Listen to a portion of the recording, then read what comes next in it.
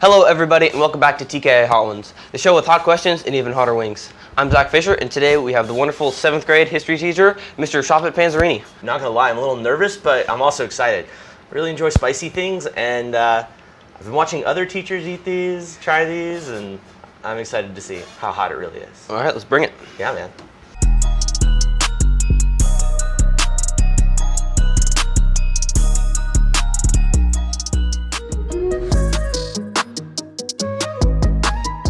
You've been here for a while. What's your backstory? Where'd you grow up? Where'd you go to college? I'm a San Jose native.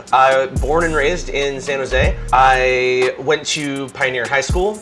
I then went to West Valley Community College, and then I ended up at William Jessup University, and I studied English. I thought I was gonna tell stories as a living. One thing led to another. I ended up subbing for a history class at another school, and they were like, hey, you want in? Do you want to teach history?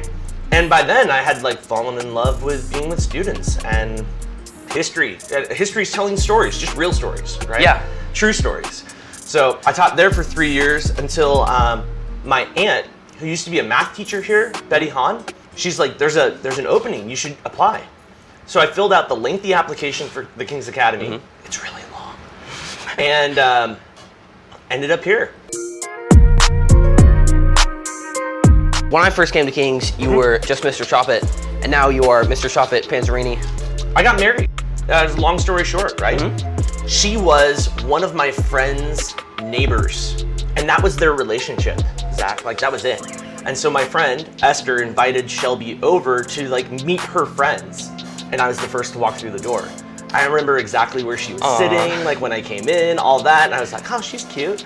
And we just ended up having several long, deep conversations about God, about social justice, about the world, all sorts of things. Wow. And I was like, oh, I really like this girl's, we could talk forever. This is awesome.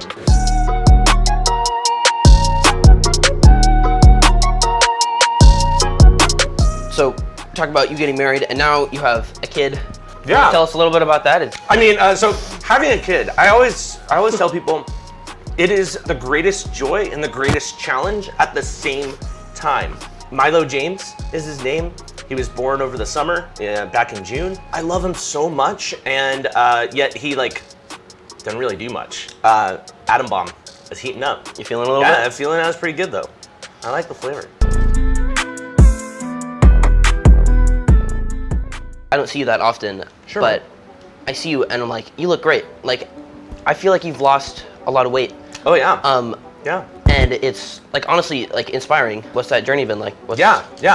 In college, I weighed 320 pounds, and my sister was just getting into her running journey. So she was running a lot more. She was exercising, going to the gym, and she's like, this would be good for you too. You should come with. And I'm like, well, you could do it. I can do it. I'll do it with you.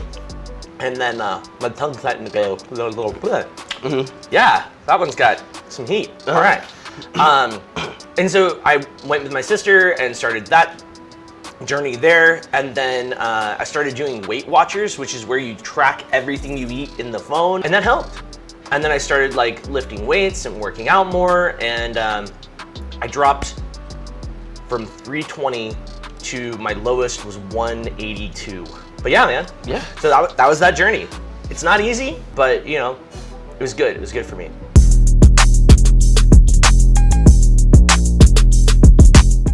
You were in charge of the D&D club, and I've got another club, the sci-fi club. Your grade, right? Mm-hmm. That's when I first learned about Dungeons and Dragons. Mm-hmm.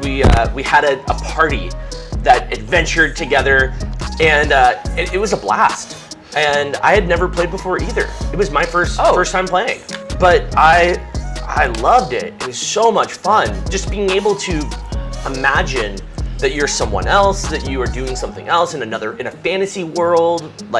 That's great. I feel like I could breathe fire. Yeah.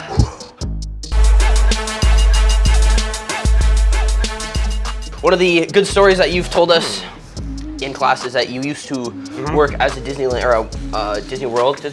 Yeah, Walt Disney World in Florida. Yeah, working at Disney World was a blast. It was really cool.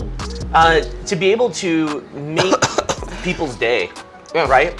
is just, it's worth it being there. It's a lot of fun to see them walk away happy. So I worked in Tomorrowland merchandise, and they called it merchantainment. They combined merchandise and entertainment together, and that builds. Yeah, you started. Yeah, yeah, starting to build up. I remember I would carry a lightsaber around because I worked in Tomorrowland, so I'd carry a lightsaber around, and I'd have a spare one, and I would toss the spare one to a kid, and then we would lightsaber duel right there in the store, right? And then of course, what's the kid say? Mommy, Daddy, I want one. Now they Genius. Now they have to walk away and with a lightsaber. Are there any secrets that you can indulge? So there's it's called the Utilidor, and there's tunnels beneath Disney World. They're not in Disneyland, but beneath Disney World there are. It's actually, the entire park is on the second floor of a structure, right? And so these tunnels are huge.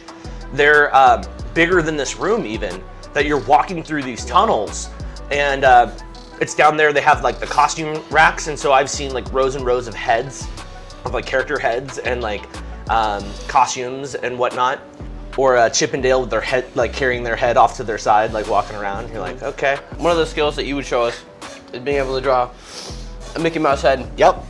Woo! I'm starting to see double here. Yeah. Yeah. And with that, show it off. You have been an amazing guest. You have been incredible. Thank you so much. Thanks, man. Great storytelling. It's been a pleasure. Love being here. I have enjoyed getting to catch up with you. It's been Same. It's been a blast. Thank you all for watching. See you later.